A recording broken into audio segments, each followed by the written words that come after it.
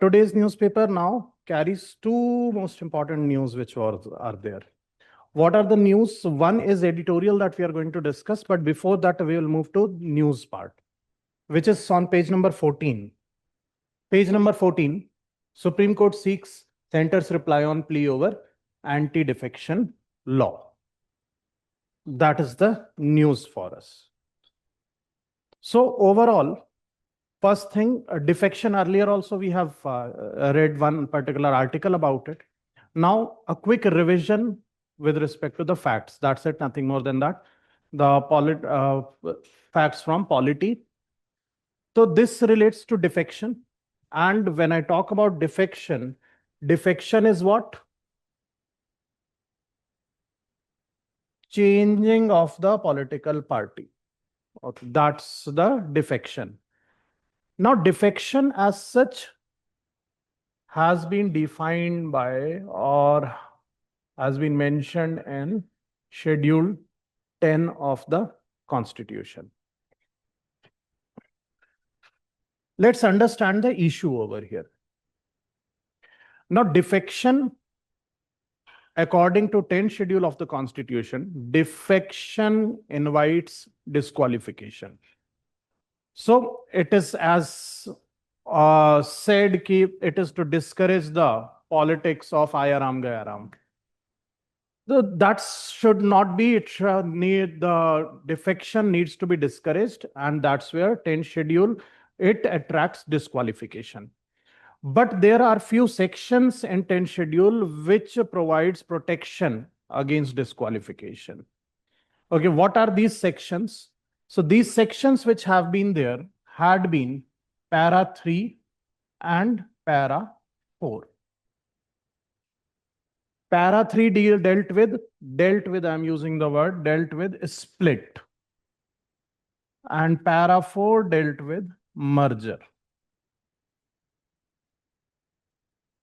The split and merger, these are two different things. Now, a split means what? A split would mean one particular section of elected representatives just splitting from the main party. So suppose a party has 40 elected representatives in the parliament.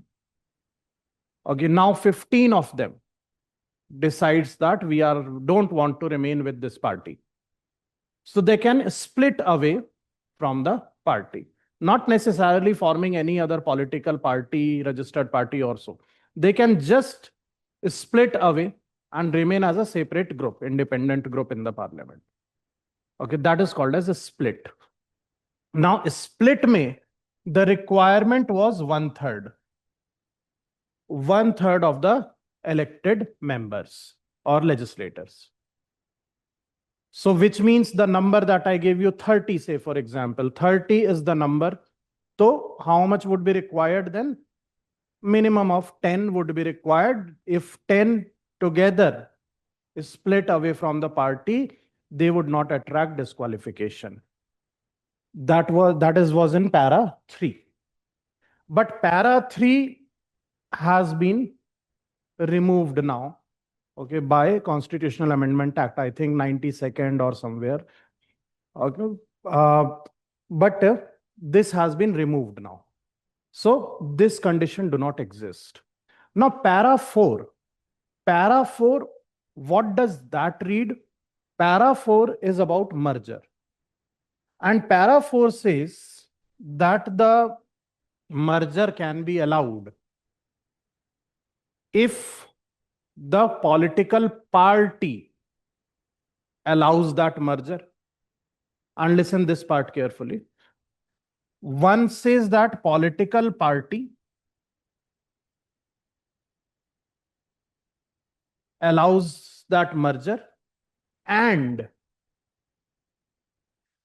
2/3 of legislator party.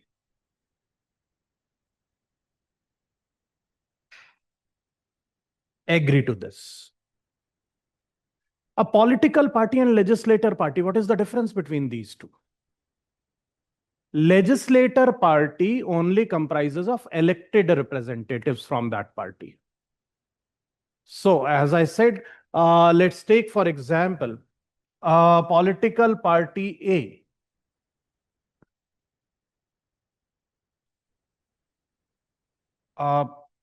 Let's say 40 legislators it has in the parliament. So they have 40 elected representatives.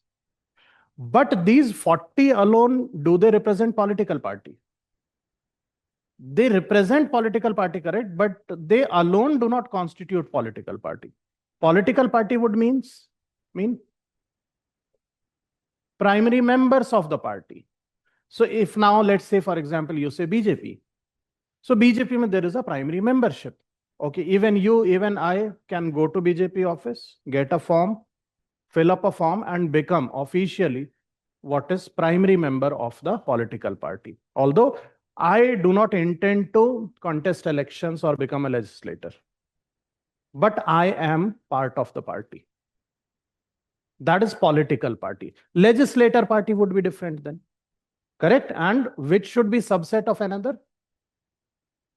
Legislator party should be a subset of political party. Political party is very large entity.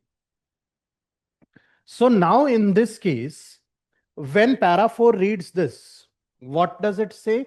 That the either political party merger happens and 2/3 of legislator party agrees to it. Okay. So now let's do one thing quickly. Open Schedule 10 of Constitution. Schedule 10 of Indian Constitution.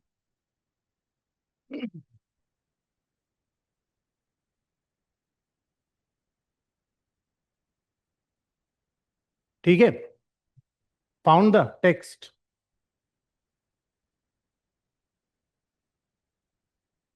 So now this text that you find, okay, one thing that is part 3, if you check it, paragraph 3, it would be absent over there. Paragraph 2 is there and then directly paragraph 4 is there. Yes, can see it? Everyone? Nahi mila text. We did not find text.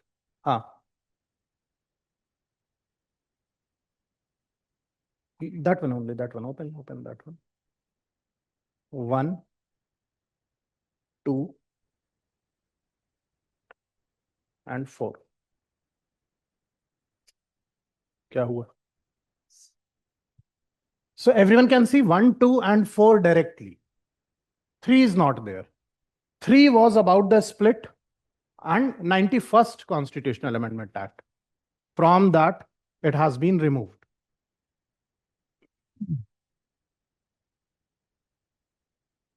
Okay, because it was too less a number, 1/3. And it facilitated the change of the parties and affiliation, horse trading basically. So that is why it was removed. 91st Constitutional Amendment Act. Okay. Now let's check the language of paragraph 4. What is the language of paragraph 4?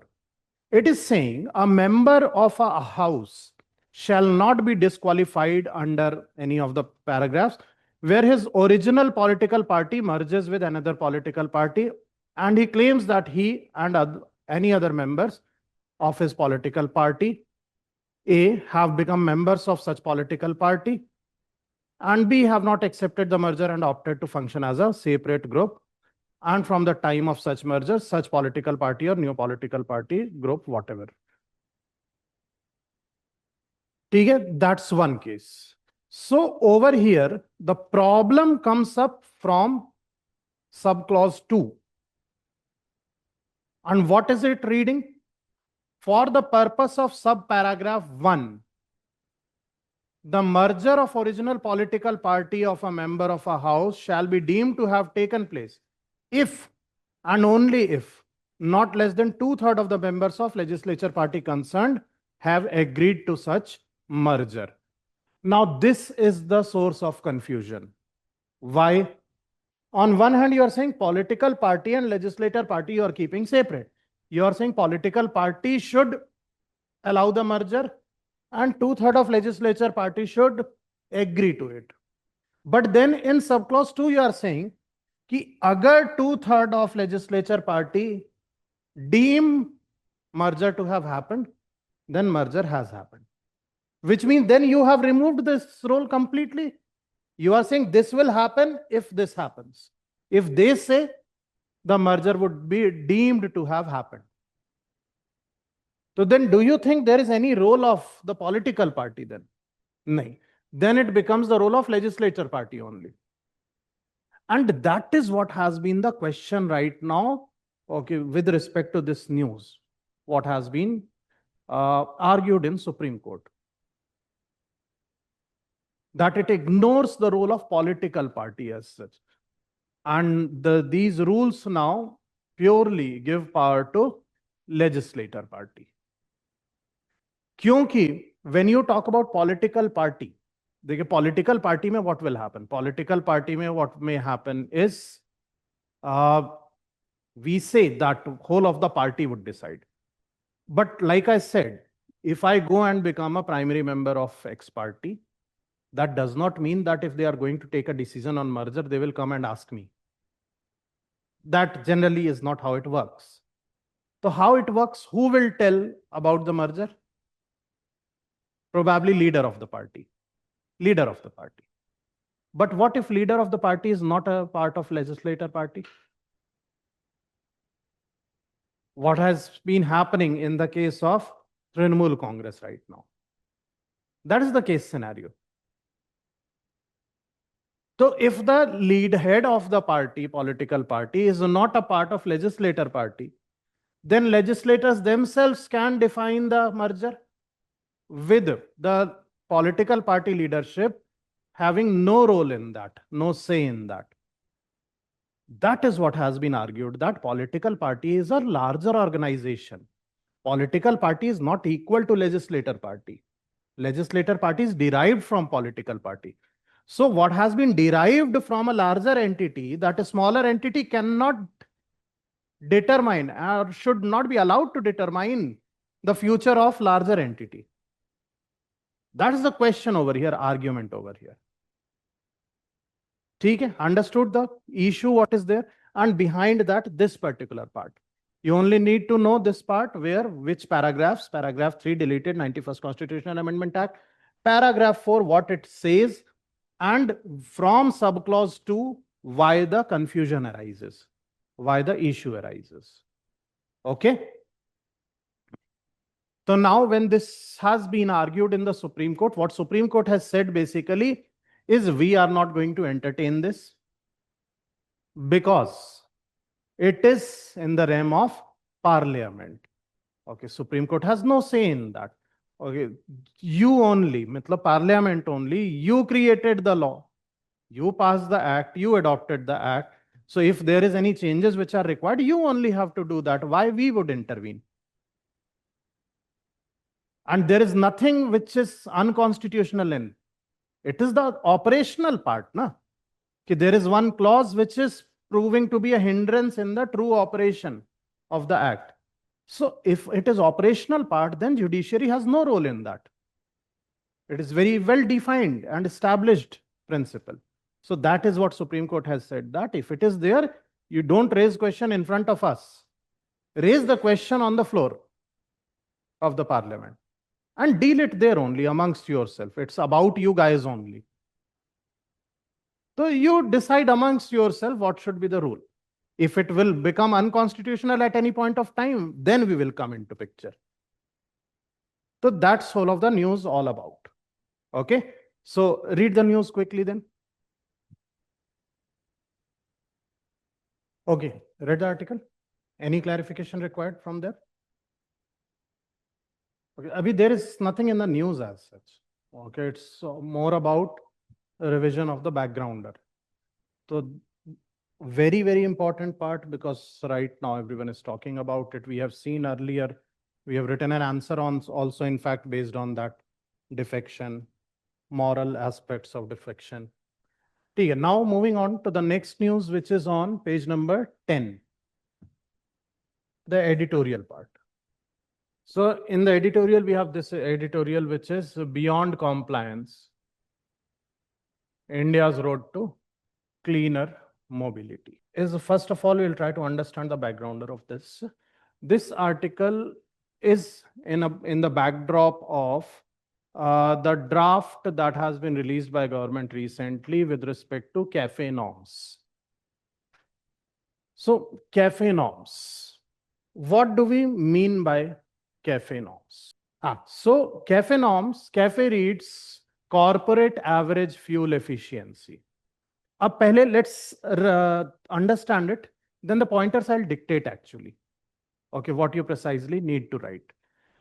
देखिए, what is cafe norm basically? If you think of your vehicle, for your vehicle with respect to pollution, environment, okay, what is at the individual level that we do? We have to get pollution check. Pollution check certificate you have to get. And pollution check would be certificates would be issued to each and individual vehicle. So for my car, I'll get pollution check done, and they will check all the emissions which are there and whether they are within the prescribed level or not. And then they will issue me pollution certificate. Correct, everyone? Now, CAFE norms go beyond that, and it deals with the emissions, which are CO2 emissions. For your information, abhi jo pollution check we are talking about, that is pollutants. Okay, abhi we are talking about CO2 emissions. CO2 emissions at fleet level. At fleet level. So fleet level, what do we mean by that? That is, now it is applicable to manufacturer, the company, and the overall fleet that manufacturer is producing now. So I'll give you one example of how it is calculated. Suppose a company, how this overall emissions would be calculated, fleet level emissions. So fleet level emissions. Now suppose a company has manufactured 100 cars. Just very scaled down number, 100 cars. And each car has a emission of 20. Or emissions are, let's say, 2. Keep it simple. So how much is the total emission? 200 is the total emission. And how much would be the average? 2 only. Correct? Now just think of another scenario. That X company manufactures 2 different cars. ठीक है, 50 cars here and 50 cars here. This is model Y and model Z. Model Y has an emission of 2, whereas model Z has an emission of 1. How much is the total emission now?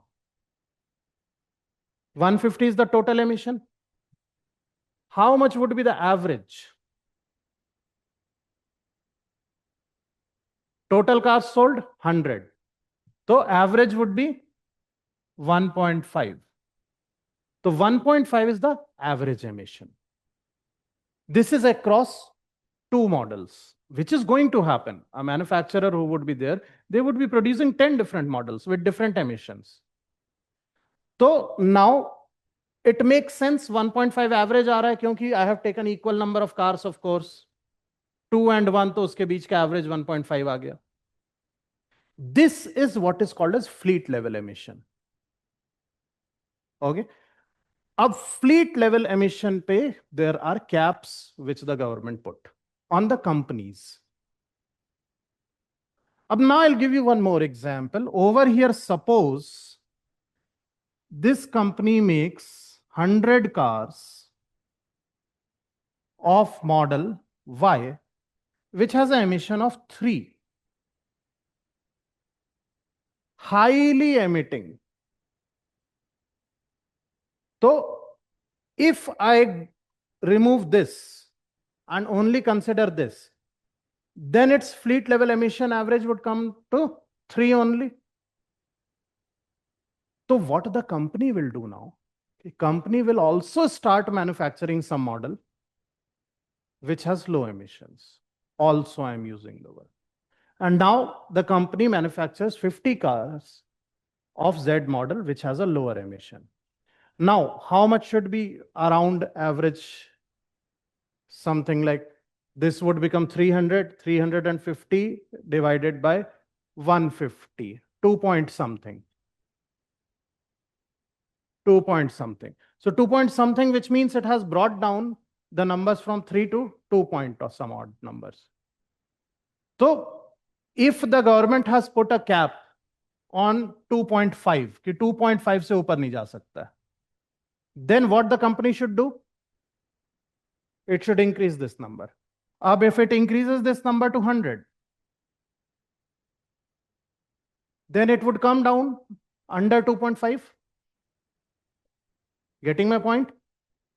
So that is the overall idea of fleet level emissions. And that norm is called as CAFE norms. Corporate average fuel efficiency, average the term. This most important thing that you have to remember is fleet level, not individual level or model level. And it would be applicable at what level? At the manufacturer company level. So say, for example, Maruti Suzuki. Maruti Suzuki would be considered as one entity. Or Ford would be considered as one entity. Hyundai would be considered as one entity. Tata would be considered as one entity. And government will check whole of the fleet, probably 12, 13, 15 models, and average out everything. And then they should be well within the prescribed norms. That is called as CAFE norms. Understood? Why it has been done? Why it is required? What can be the purpose? Absolutely, to encourage the manufacturers to produce these cars as well, not just focus on these. So especially it is to manage the increasing demand of SUVs and MUVs in India, because SUVs, MUVs, heavy vehicles, cars which would be there, they in general would be associated with high emissions. So then that's where you find key companies who are manufacturing SUVs also, they would also come up with smaller cars. Okay, that's the purpose, to balance out and to bring the average down. Understood? So that is what is CAFE norms. So CAFE norms, there is timeline that we will note down. Okay, but right now from January 1, 2027, CAFE 3 norms will come into picture. And so right now what government is doing is government is deciding on those parameters. That's where the drafts are constantly being released. Okay, public consultation, it would be open for that. And finally, they will come out. Abhi to 2027 mein hai, 1st January. So they'll come out with the final rules. But 100% sure that before you give the examination next year, these rules would be out. And since these rules were final rules would be out, they would become extremely important for your prelims examination. Okay, got it? This is CAFE norms. So first, let's note down few pointers about CAFE norms, and then we will read the article.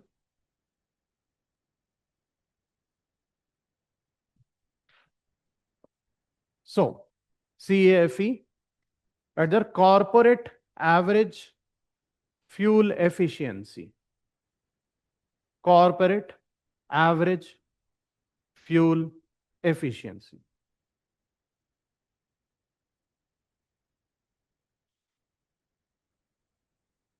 And right under that, the first point, it requires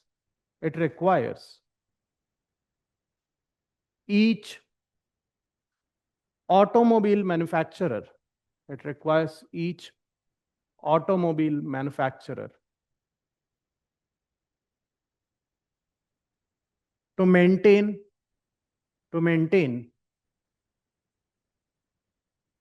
a prescribed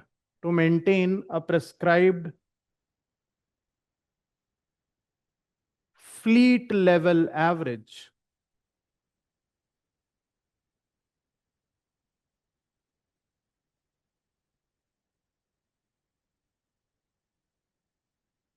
Fleet level average CO2 emission.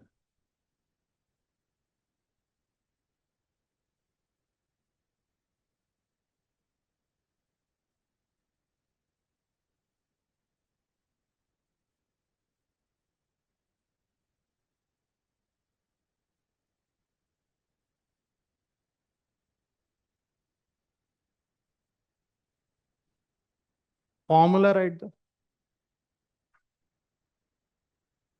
Fleet average is equal to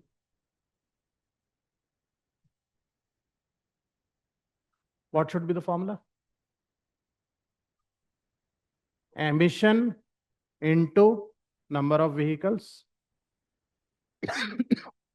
Emission into number of vehicles. Brackets में ये, put it in brackets. Brackets में, whole thing. Emission into number of vehicles in brackets divided by what? Total vehicles sold.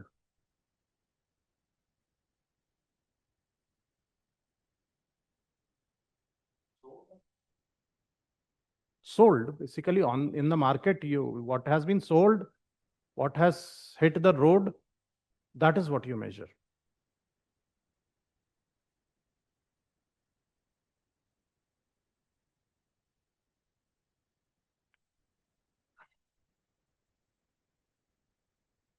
So under this timeline, Cafe 1,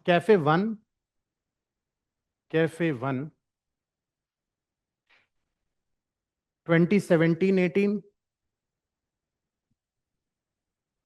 2017-18,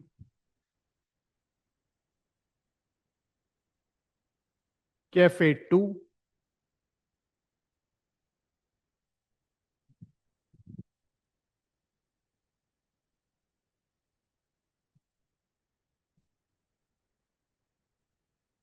Twenty 23,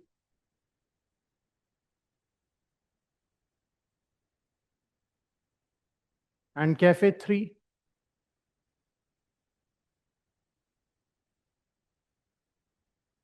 2027 onwards.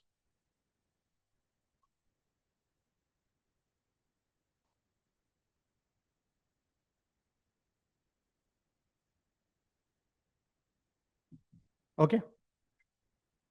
So I'll summarize again. CAFE norms. CAFE stands for Corporate Average Fuel Efficiency. This fuel efficiency is measured at fleet level. Fleet level means across all the different models, whatever are the emissions from those models, total emissions would be calculated, and from there average emission would be determined. That would be fleet level emission, average emission. And CAFE norms would prescribe a maximum limit for these. Example I gave you. Okay, suppose Maruti Suzuki now producing a SUV with higher emissions, and at the same time producing a smaller car with the lower emissions. So those emission from the high emission vehicle is averaged out from the low emission vehicles. So the main purpose of CAFE norms is to encourage the manufacturers to include low emission vehicles also in their fleet. And overall, BS norms, it differs from BS norms in the context that BS norms are applicable to individual vehicles. Bharat stage norms which are there, they are at individual vehicle level, whereas CAFE norms are applicable to fleet level. Second, BS norms would be concerned with vehicle owners, whereas CAFE norms would be for vehicle manufacturers or companies. So that is about CAFE norms, and Indian government is going to introduce CAFE 3 norms. CAFE started in 2017-18, these norms, and eventually CAFE 3 norms would start from 2027 onwards.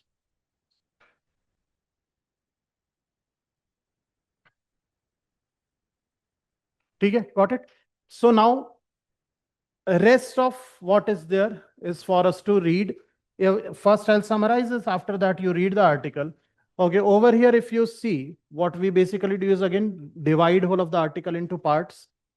So first part, if we see over here, it deals with different countries which have had these experiences.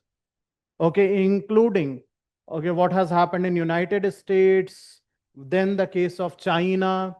So those are the historical parts. Okay, and other countries' experiences this part deals with. Main part comes at the cost of flexibility. Cost of flexibility, when you say, the first one has been identified as carbon neutrality factor, which awards compliance benefits for vehicles compatible with higher ethanol blends and other fuels. That's the first factor. But with the first factor, what is the problem? The problem is government earlier was saying, abhi to E20 hai. Okay, we'll increase it further, even E85, and talks were there about E100 also. Correct, we have discussed that in the class also earlier. Okay, but now you can see there is a heavy backlash for E20 itself. In fact, now we have E20 Janata Party also. That was in news now. Okay, after CJP, now we have EJP, E20 Janata Party, and another resignation. Now Nitin Gadkari. So abhi to E20 itself is being questioned so much, so there is no case, we think, where government is going to push for E85 or E100, not even in dreams. So then this particular factor does not come into picture when you say vehicles compatible with higher ethanol blends and other fuels. So that's what, yet the government has informed Parliament that no decision has been taken to move beyond E20 blending as of now. So this does not come into picture. And then this paragraph has talked about ethanol as such. Ethanol is more expensive anyways than petrol and those things. Second is the use of super credits. What are these super credits?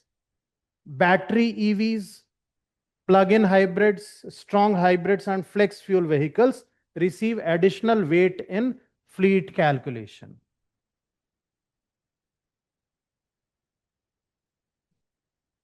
What does that mean now? Very interesting. It is a statistical paradox. What is that, a statistical paradox? Statistical paradox is where, I'll give you an example. Suppose I tell you that this week's target of yours is 20 hours of self-study. This is the target you have to hit at any cost. Okay. And I tell you, based on your last year performance, okay, you are weak in polity. So I'll give more weightage to polity because I understand that you are not interested in reading polity. Okay, let's not call it polity, geography. Okay, let us take it on me. You are not interested in studying reading geography. That's why you were not doing well. So as an incentive, I tell you, geography carries double weight. Double weight means what? If you study for 1 hour, you can count it as 2 hours. देखिए, statistical incentivization. This is what government uses. But then where is the statistical paradox? Statistical paradox is giving geography more weightage means you actually end up reading less. Otherwise, what you would have done, if I would have used any other method, possibly 10 hours of geography and 10 hours of polity you would have read. Now what you will do?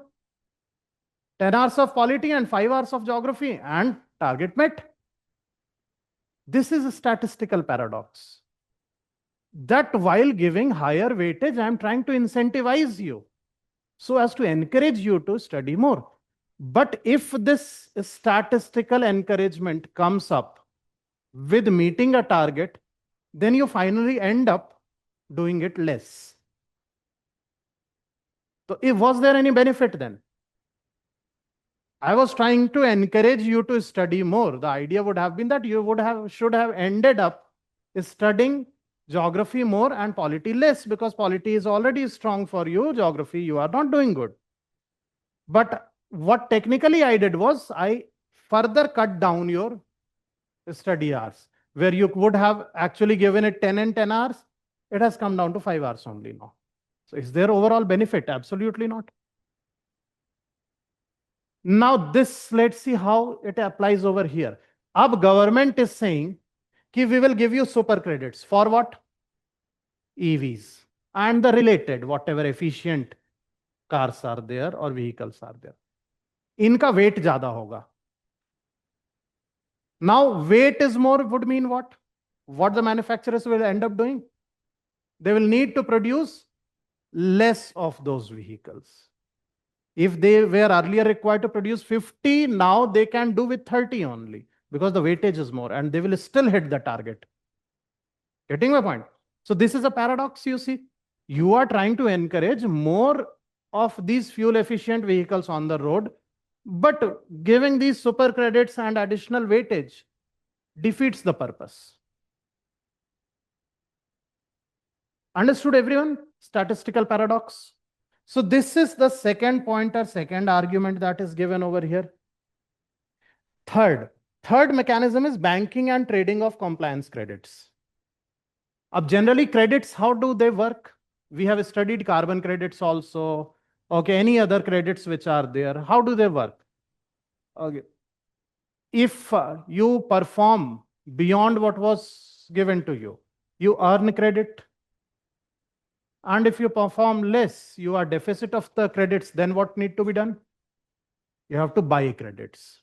And those who have generated surplus credits, they will sell it. So this buying and selling happens. This anyways always has been questioned. Then it is never ever any benefit as such. At the best you are doing is keeping it at zero, balancing out approach. So that is how the markets, but those markets at least I would say are market driven mechanisms. Their prices are market discovered prices. Market discovered prices how does it work? Suppose out of 10 entities, 7 have underperformed, only 3 have performed beyond. So 7 are in deficit, 3 have surplus credits. So all these 7 would want to purchase credits from those 3 entities. Correct?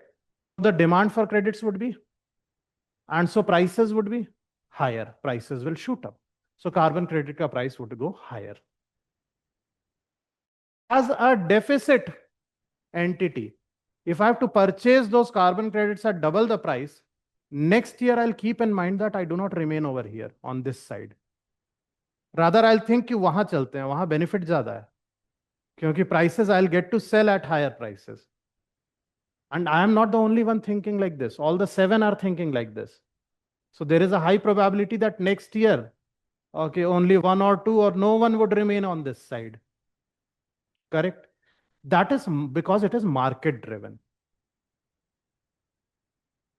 Now, the problem in this is these credits are not, do not have market discovery of price. Price discovery mechanism is not market based. Rather, when you have to purchase it, you have to purchase it from Bureau of Energy Efficiency. You do not purchase it from market. You purchase it from BEE. And purchasing it from BEE, it is not market discovered prices. They are administered prices. So, if fixed prices are, then I am not bothered. Because every time it is argued that in majority of the cases, purchasing credits is cheaper than upgrading my technology. If I have a huge, big factory, upgrading complete technology to bring down the emissions is very costly. So rather what I'll opt for is to actually underperform and compensate it by purchasing the credits. That itself becomes cheaper. That is always the argument. In this case, it becomes more so. Because now I am even not fearful of or frightened of market prices. कि भाई अगर बहुत सारे defaulter हो गए तो prices would shoot up very high and probably it may overshoot this expenditure which I may have had due for technology upgradation. Plus, I see that every year I will not have to purchase it. It is a one-time investment technology upgradation. So that is market-driven mechanism. It works well. That's why. Yahan pe when you have fixed prices, I have a certainty, isn't it so? When I have a certainty कि इतने price पे खरीदना है, I'll budget it accordingly. And in my annual budget, I'll have a provision of buying the credits. That is my plan. And it would be budgeted only beforehand. So we'll not see any major change that would happen in that case. So that is another third aspect related to the argument over here. Okay, got it? So this is all what they discuss over here.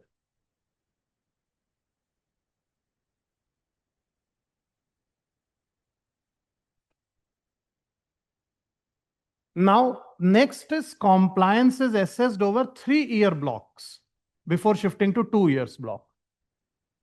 Okay, abhi kya hota hai? Compliance is annual. Annually target diya jayega and annually your average would be calculated. Now, under the new provision, initially when they will start, 3-year blocks mein assessment hoga. Then they will reduce it to 2 years. So then it would be like 1 year you underperform. Okay, take benefit from the market. Okay, or 2 years you underperform, 1 year you take care of that and deal done. So that would be the fourth argument. So you have very clear-cut argument while discussing. Dekhiye, benefits of CAFE norm you anyways can write. On the face value, we see what is the significance of that. Why fleet level average? Because BS norms you are using at individual level and at manufacturer level also you are putting some norms and conditions or caps. So that is where comprehensively it is taken care of, what it would, why it is there, what is the goal, benefits you can write in any case. Along with that in your answers, you can bring in these 4 challenges. Okay? And in the last part, very interesting argument has been made. Of course, all of this now is being talked about first because they are going to be implemented from 2027. So anyways, the process has started now. But along with that, everything links now. Any energy question links with the West Asia crisis, which has exposed the vulnerability. And exposed the vulnerability not just of India. We have read through the news. We have been following continuously. India, in any case, was a country actually which has been less impacted. Government actually shielded us. Okay, no matter how much you criticize government or so, but in these cases, we have to say, and we have read those in the articles, that government actually shielded India or Indian economy from those impacts till now. I don't know next month or what. Okay, but across the world, the impacts have been very high. Even in the case of European countries, say for example, we are saying 5 rupees, 10 rupees prices changed. Okay, European countries, the prices have doubled. So the impacts have been quite visible across the world. And so these vulnerabilities, exposing these vulnerabilities, that is what makes these things very important. Fuel efficiency. So CAFE is all about fuel efficiency. So you need more efficient fuels. Now, here one argument has been made very interesting. What can be the challenge? What has been argued? is the policy perspective when you talk about. First, here it talks about CNG, and CNG has been quite a good experience for India. Okay, although the adoption rates differed across cities. Okay, but yet we have at least some success. The success story of CNG started from Delhi, where the complete public transportation fleet was converted CNG, even buses and everything.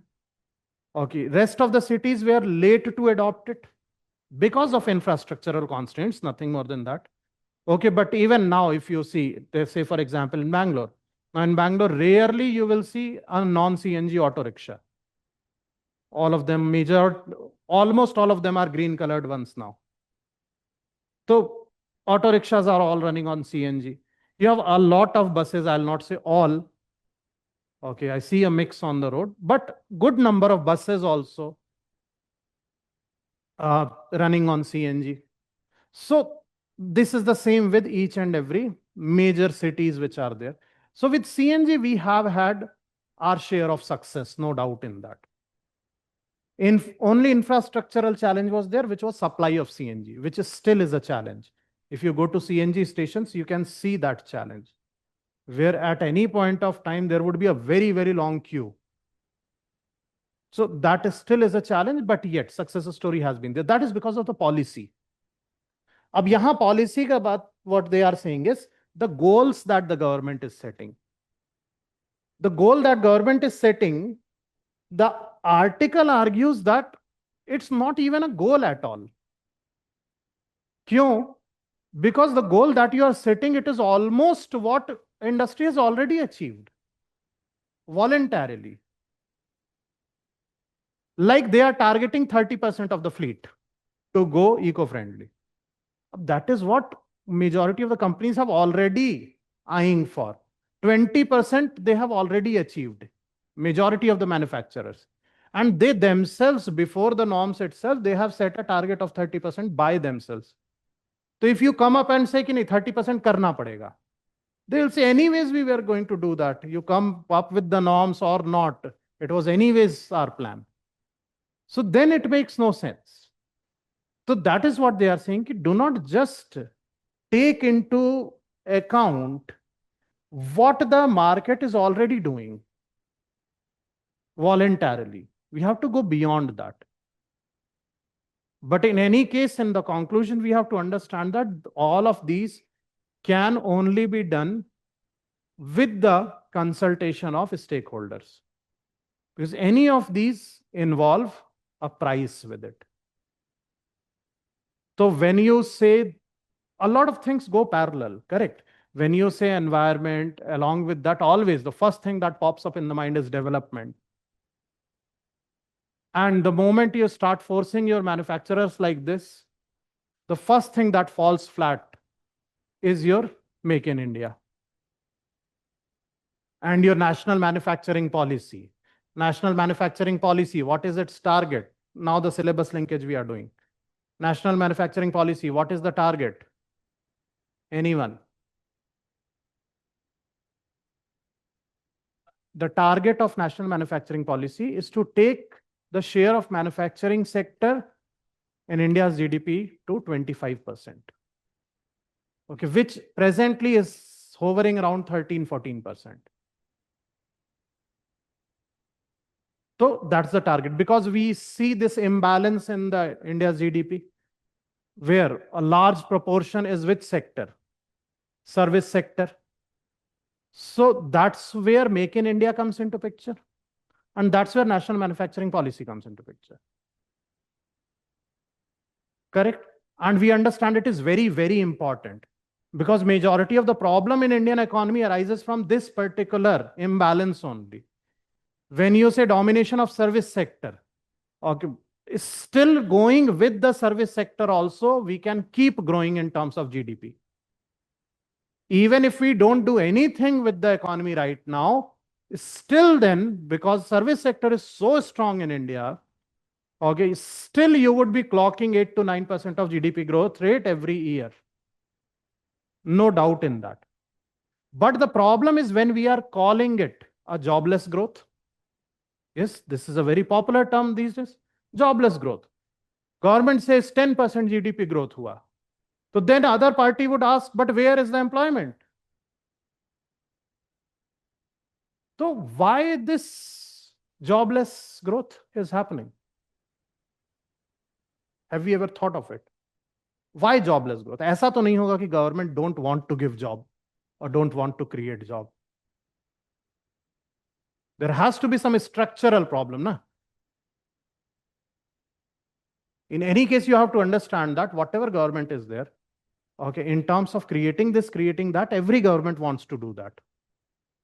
But there are structural challenges. And that is where government role comes into picture, that how to overcome those structural challenges. What I'm saying is the structural challenge in Indian economy is the structure of economy. That is this composition. Because if you see service sector is not labor intensive sector. Correct? Either one sector, which is IT, and other sector, that is only reserved for highly skilled people. Correct? So that requires high skill. If we can call Indian engineers as highly skilled, okay, then it is highly skilled. That's one thing. And then remaining of the service sector, which is there, be it the hospitality industry, which is there. Now, that is where unskilled or semi-skilled will work. But that's not, in terms of numbers, it's not labor intensive. What is labor intensive sector? Is manufacturing. And now you see the problem. In your total GDP, if the share of manufacturing is only 13%, how much jobs it will create?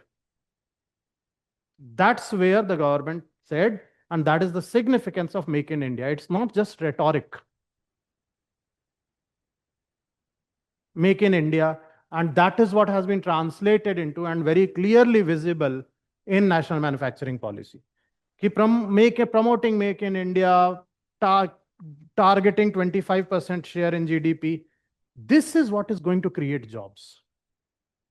It may not change your GDP growth number. It may remain there at 10%. 8 to 10% is very, very healthy number. Rarely there would be countries who would be able to maintain this GDP growth rate. But India has been doing that.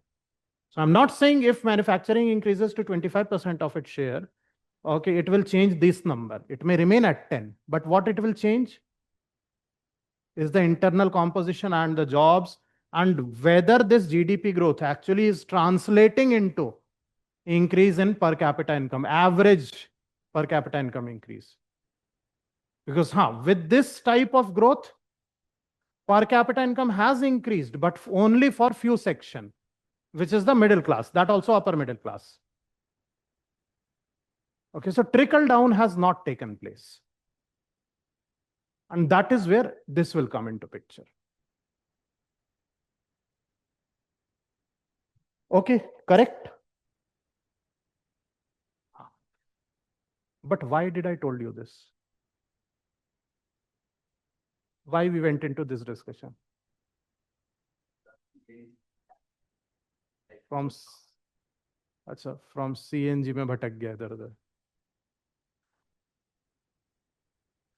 हाँ, nice, correct. So, ठीक है. So this part understood. Keep whatever are the targets. Okay, what industry want already is aiming. Okay, we have to go beyond that. And what I was telling, now I got it. In the conclusion part, I was telling you have to have the stakeholders also into that. You cannot unilaterally tell 60% ho gaya cafe now. Okay, because it will be a discouragement to the manufacturers. So that's where development versus environment conservation dilemma. Okay, it always needs to be balanced. You do not discourage or push away the producers also. Okay, gradually we have been able, very slowly it has happened, that now manufacturing units from other countries, FDIs, are coming into India and producing in India. So that's not something where we want to push them out. Correct? Got it? All of this? So read through it quickly.